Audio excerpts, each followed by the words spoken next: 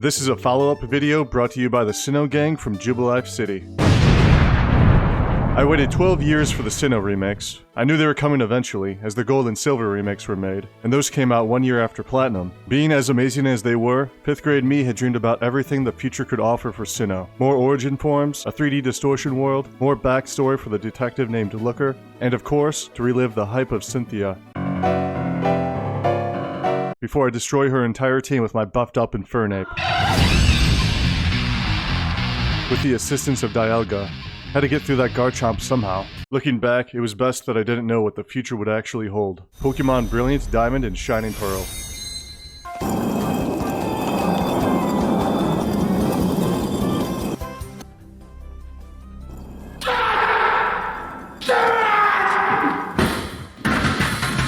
I covered my first impressions of the game previously when the trailer was released, and that chibi art style still grinds my fucking gears.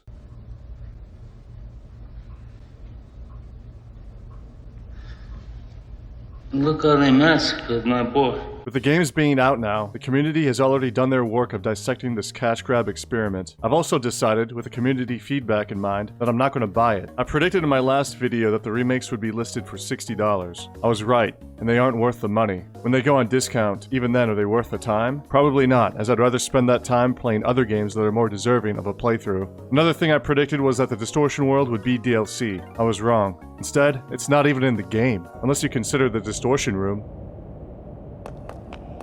What were they thinking with this shitload of fuck? But hey, at least we can still make tunes with their badges, right?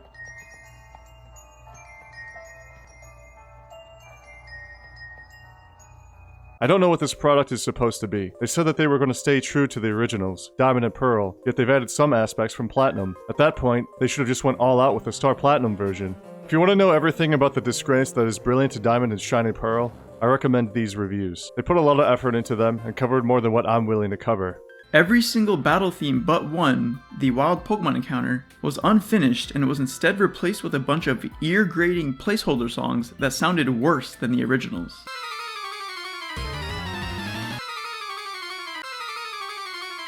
I showed that clip from Distant Kingdom because I forgot to mention that the music was another thing I was looking forward to. After listening to the soundtrack of the remakes, I can conclude that the music surely sounds new, but not necessarily better. Give a listen to the OG Galactic battle.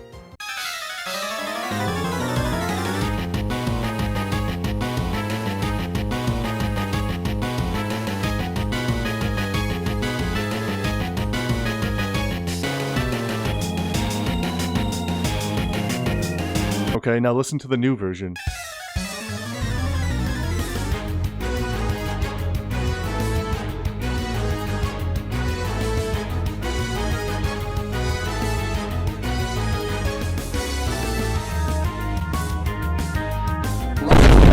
Why would you get rid of the sick guitar riff? The most popular theme of Sinnoh would have to be Cynthia's battle theme, and many people in the comments point out that the newer version is not as intense. I could say the same thing for my man Cyrus and his new theme. I trust that if he had managed to create a new universe, it would have been a universe where the remakes were better.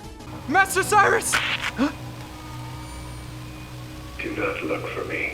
I'm aware there's a mod called Sigma Platinum that fixes many of the issues in-game, but I'm not going to bother. If I'm going to travel modern Sinnoh again, I'm doing it with Platinum on an emulator. Doing it old school, not for the sake of nostalgia, but because the 13-year-old game is arguably superior. Now enough of BDSP before I lose my mind. Time to transition the video to what I really want to talk about. ARCEUS Legends. Experience Pokemon like never before.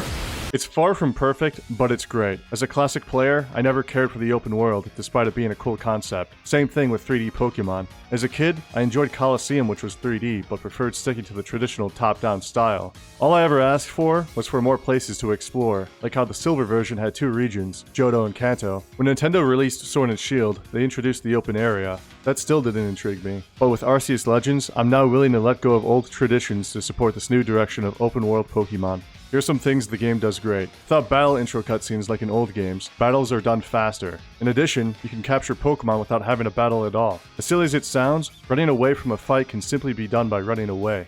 Moves of party Pokemon can be deleted and taught at any time in the menu interface. This also works for nicknames. Transportation is swift, and there is no delay between land and water. Unlike BDSP, the soundtrack here is phenomenal. Original themes have been reimagined in the best way. Take the Lake Guardians theme for example. I personally find the newer version better than the classic. Many characters in the game are similar to their ancestors as Sinnoh, which made familiar faces fun to point out. The characters' models also fit the game, and aren't chibi. Boss battles of noble Pokemon with the Dark Souls roll mechanic were fun and exciting. Oh, and there's a Goth GF later in the story. Overall, the game excels at making gameplay faster, saving time in the long run. Now here are some downsides. Shared experience is still a thing and can't be turned off. The Agile vs Strong style move feature wasn't terrible and made battles more decisive, but this is a one and done sort of ideal, meaning I don't want to see it again in a future title.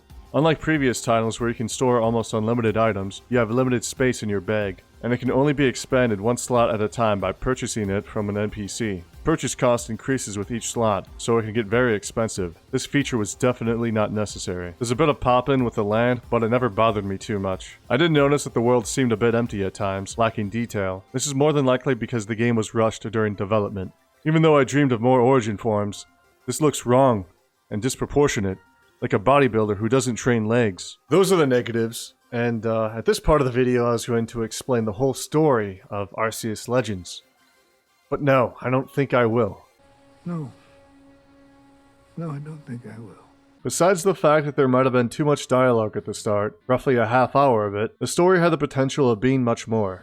Am I finally going to be able to play the game now? Holy shit. It seems they decided to focus most of their efforts on the gameplay rather than anything else. The story could have been improved, not with the characters that are merely based on their ancestors, but ones that were newer and original, like Volo. The game needed more Volo.